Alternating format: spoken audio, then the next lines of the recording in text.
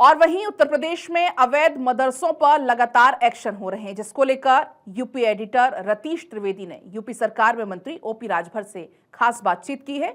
मदरसों को लेकर ओपी राजभर ने क्या कुछ कहा है, सुनिए। उत्तर प्रदेश सरकार में अल्पसंख्यक कल्याण मंत्री ओम प्रकाश राजभर जी हमारे साथ हैं, उनसे बात कर लेते हैं। कार्रवाइयां ताबड़तोड़ हो रही हैं, अवैध मदरसों पर आप लोगों का बुलडोजर भी चल रहा है। ये कार्रवाई कब तक चलने जा रही है?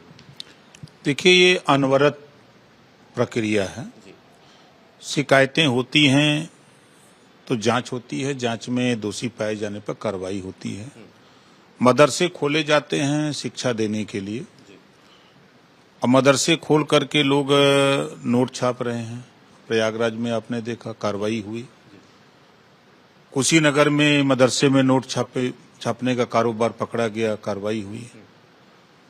कुछ जो नेपाल के बॉर्डर से सटे हुए जिले हैं, उन जिलों में मदरसे के नाम पर तो मदरसे बना लिए गए, लेकिन उसको आवासीय बना करके विदेशी लोगों को शरण देने का काम होता है। तो जब शिकायतें वहां के स्थानीय लोगों की तरफ से होती हैं तो उस पर जांच होती है, तो जांच बड़े पैमाने पर शुरू हो जाती है कि इस तरह की और कहीं तो नहीं है। तो उसमें जो लोग दोषी पाए जाते हैं उनके खिलाफ कार्रवाई होती है। क्योंकि जब भारत पे कोई आतंकवादी गतिविधि होती है तो उसमें ध्यान वहां जाता है जहां पहले से लोग शरण लिए हुए रहते हैं, लोग विदेशी। तो ये महसूस होता है कि कहीं उसी में आतंकवादी लोग भी तो नहीं रह रहे हैं। तो उसमें जैसे पहलगांव घटना के बाद जिस तरह के जहां जहां इस तरह के आरोप प्रत्यारोप थे, तो लोगों का ध्यान गया, तो वहां ये हुआ कि अब ये ऐसे नहीं मानने वाले लोग हैं। जब ये मदरसा खोल रहे हैं तो या तो शिक्षा दें, नहीं तो फिर अवैध तरीके से।